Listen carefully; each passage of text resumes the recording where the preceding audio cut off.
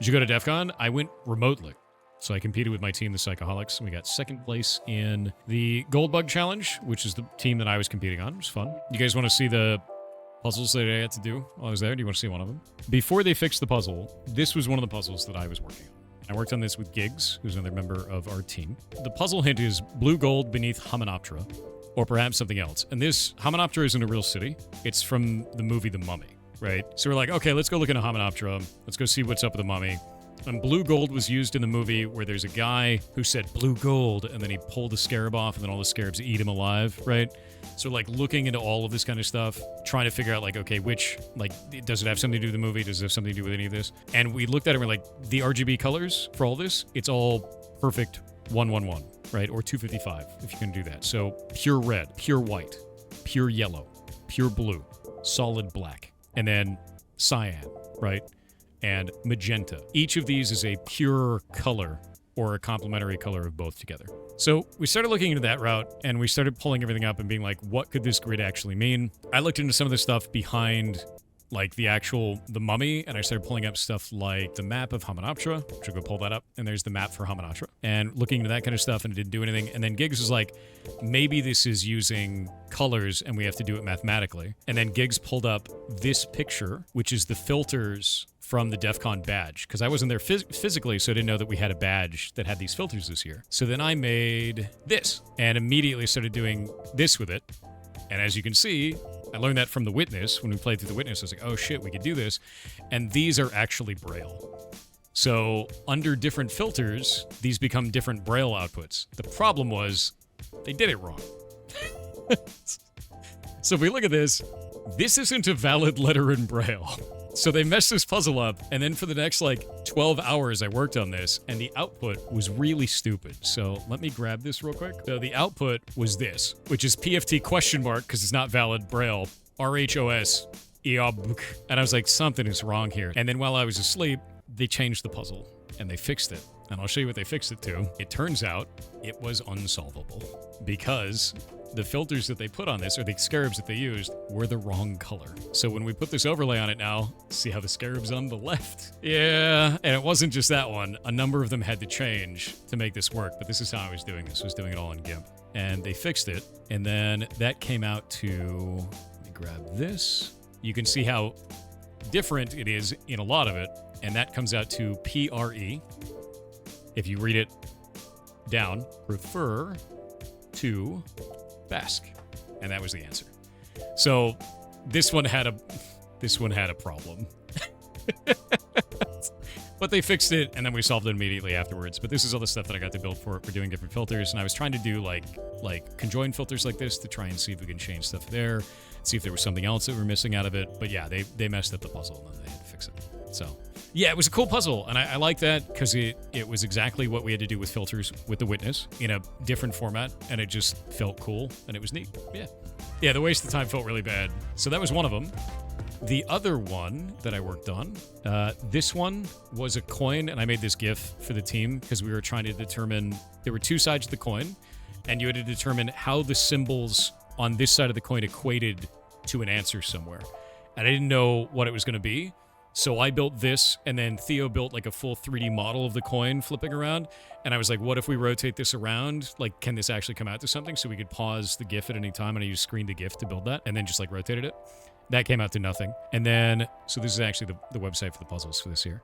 And that was, I'll flip you for it. And this is actually the page that we got. And this right here, the gold coin, was the 3D model for this. Which is cool, right? It's just like really neat. It's like a reactive gold coin that you can mess with. And the puzzle, what it says on it is, for longer than I knew him, my father carried this coin with him. He had long ago memorized every detail of the coin and was able to see every angle and shape in his mind as he felt it in his pocket. Knowing that it was always close by was somehow both a source of comfort and a force steadily driving him deeper into madness. The part that's really interesting about this is we had another piece of the puzzle at the time, and at one point, myself and Gurn, and I think a third person all went, the map, and we had it solved in seconds. It was this right here. So what you had to do is you had to take this and overlay it on the coin, and where the symbols showed on the coin, that was the letters that were used off of the map to form a phrase, which is super cool. So it was like a different puzzle used with the first coin to create the answer out of that. And this turned out to be all kinds of different shit for this as well. Yeah, it was a good puzzle. It's really cool. The next one that I got to work on was Old World Baubles. So this one took the lion's share of the time that I was working on it. But it's sea-eaten coins, the land 6 used to kill for such garbage. They're just worthless sinkers now, fit only to weigh down a dead man's pockets. But every now and then you hear whispers carried in the tides, stories of pirates and forgotten maps, or hidden ciphers etched into their rotten surfaces. Could be just more stories, or maybe, just maybe, there's a reason the ancients held them so dear, a secret perhaps, for those with the eyes to see them through their silver gleam. Now, all of these coins show one side and a locale code and a number. Those actually came out to websites, like a website where you could look up each of these coins, and they have a very strange location for each of these punch-throughs. So that's the first thing. Also, this image is from the movie Waterworld. It's on the cover of Waterworld. We found it, so we sourced that, and it's named symbol.png, I believe. So we're like, okay, we've got all these pieces of information. Gurn's set to find every one of the coins, and I set to start archiving all of our information, and I've got here. So this one is DE10. That's that one. And you can see this is where the hole punch is. Right there. Right? See the hole punch over that location? So if we take the coin and we normalize it, so we put it up and down, and then we look at the other side of the coin, and the only way you could find the other side of the coin is you had to go and look it up online and find it from DE10. So if I go up here and I say DE10 coin, so this is actually the location of the coin here.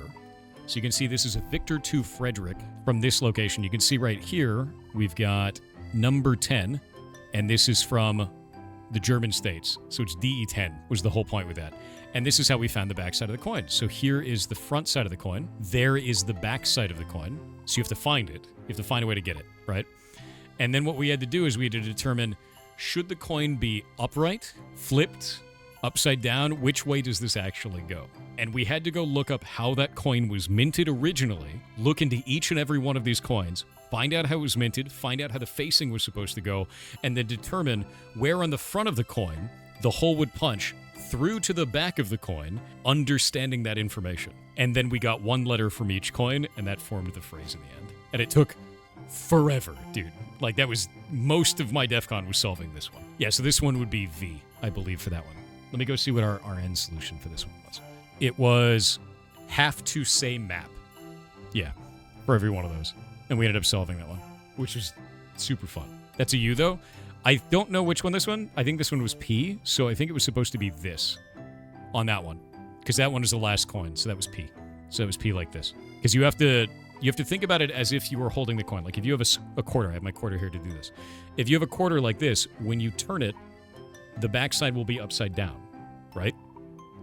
So you have to think about that of like, how was this minted? Was the other side of the coin actually upside down?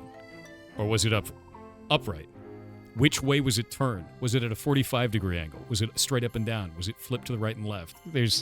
Every coin is minted differently, so we had to go find each one of them and like determine how it worked. But it was fun. This is a super fun one. But that all comes out to one phrase. And that was the stuff that I got to work on. So it was very fun.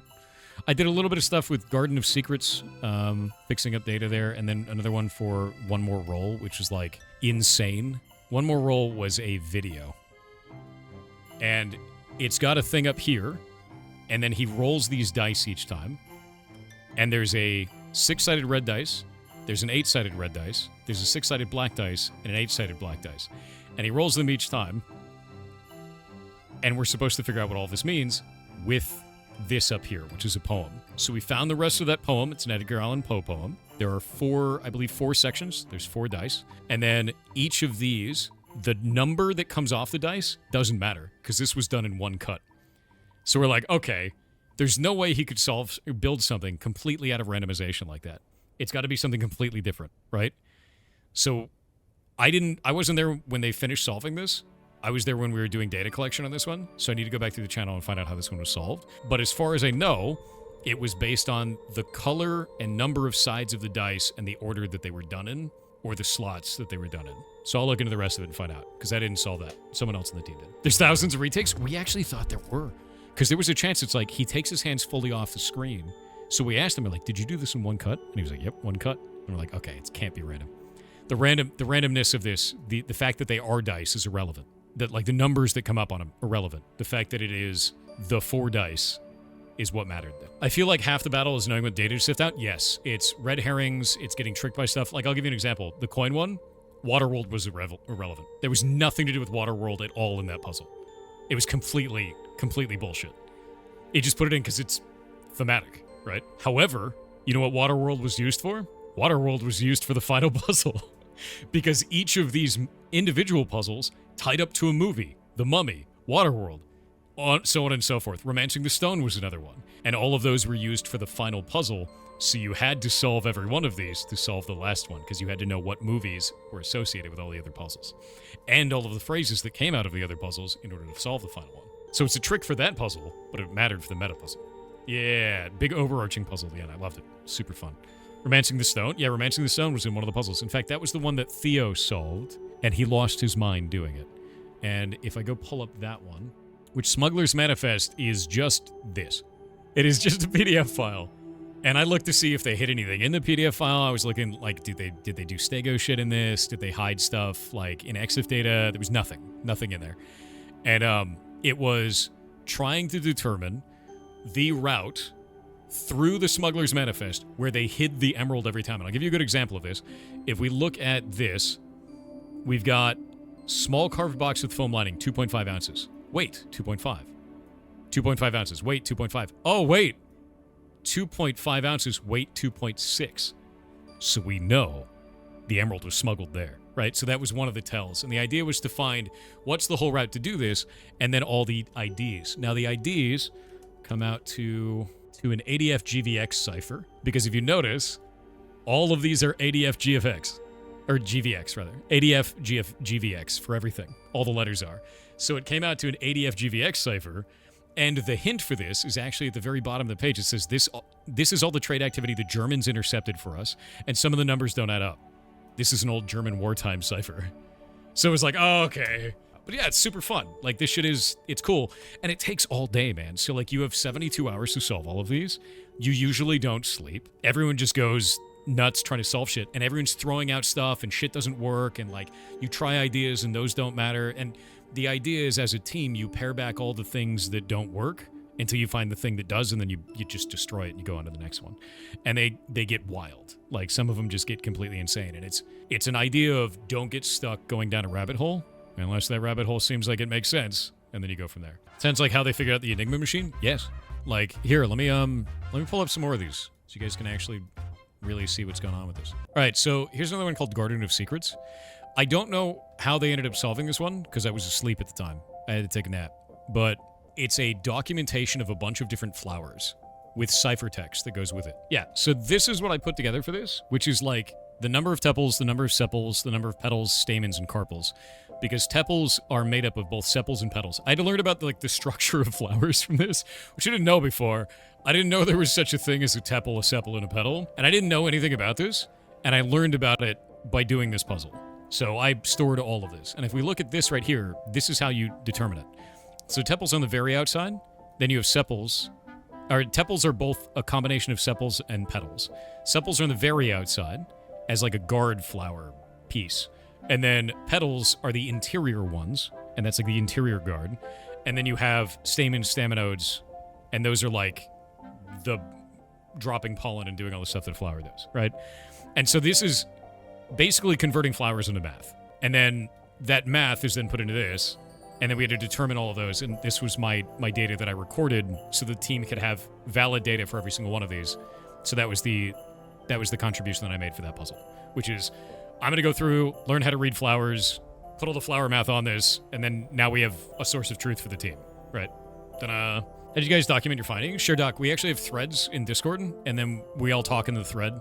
So the team splits up, so we're hitting a bunch of different puzzles at the same time, and then we all try to solve those pieces together. And if you get frustrated with the puzzle you're on, you usually pivot. So when I got frustrated on a puzzle, I would pivot and do something else for the team in another puzzle, because if you're just burning out and you don't know what you're doing at that point and there's nothing coming to you, you don't want to burn yourself out completely. So you do something else where you can actually have an impact. So that's why when we found out that the blue scarab one was not working and I was like, I'm at a dead end, I've done everything I can, I switched over to this and did this for the team.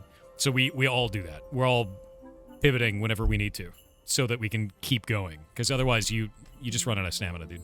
But yeah, these are all really cool. If you want to do them yourself too, if you want to go and like solve some of these, here is the challenges for you guys. I did announce them out to the Discord. Yeah, so if you want to do them yourself, you can just go do them. And they have like a BBS so you can go turn them in. And now that I'm logged in, we can go to scoreboard and you can see we got second place. There we are. Ta-da! And I'm logged into Psychoholics, so that's us. Yeah, we got second place, and then if we go back and I go to puzzles, you can see that we solved every one of them. But we were just behind the first team. We lost by about 10 minutes. So very, very, very close. Very, very close. And I had a blast, man. I really love doing these. They're always really fun, and I get to hang out with my bros when we do them. So, yeah.